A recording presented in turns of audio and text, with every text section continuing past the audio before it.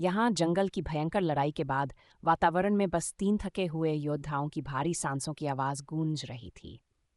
शक्तिशाली सिंह, जिसकी शाही अयाल अस्त-व्यस्त हो चुकी थी और जिसका रौबदार शरीर पत्तों और धूल से ढका था, एक विशाल वृक्ष के तने के पास पड़ा, निराशा में धीमे स्वर में गुर्रा रहा था। बुद्धिमान हाथी, जिसकी विशाल काया अब मिट्टी की परत से ढकी थी, अपनी थकी हुई पलकों के नीचे से सब कुछ देख रहा था। उसने गहरी सांस ली, जिसे धरती तक हल्के कंपन का एहसास हुआ। चतुर चूहा, छोटा किंतु निडर, पास की एक जड़ पर बैठा अपनी मूंछें हिला रहा था। उसकी सतर्क निगाहें लगातार अपने विशाल प्रतिद्वंद्वियों के बीच घूम रही थीं।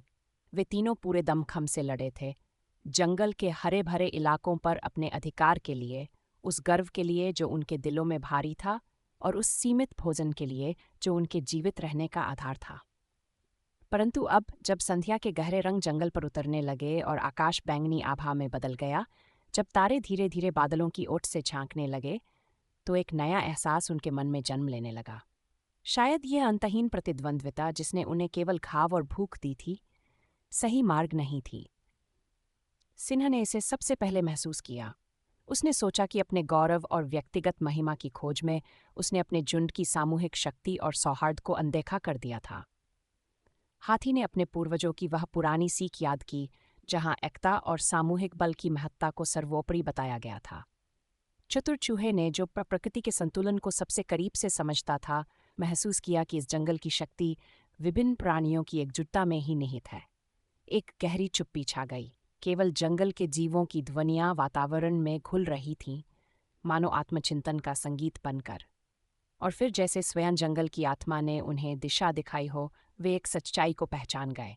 शक्ति अधिकार में नहीं, बल्कि एकता में थी। वे एक दूसरे की ओर देखने लगे और बिना शब्दों के ही एक समझौता स्थापित हो गया।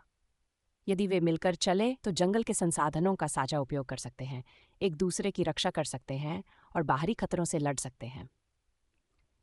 रात के गहराते ही ठंडी हवा में जंगली फूलों की भीनी खुशबू फैल गई। तीनों ने यह संकल्प लिया कि वे अब व्यर्थ के संघर्ष छोड़कर आपसी सम्मान और भाईचारे की नींव पर एक नया अध्याय लिखेंगे। एक ऐसा अध्याय जहां वे अकेले योद्धा नहीं, बल्कि अपने प्रिय जंगल के सच्चे रक्षक और मित्र होंगे। अब वे एक होकर आगे बढ़ेंगे, शक्ति, सम्मान और शांति की प्रतिज्ञा के साथ।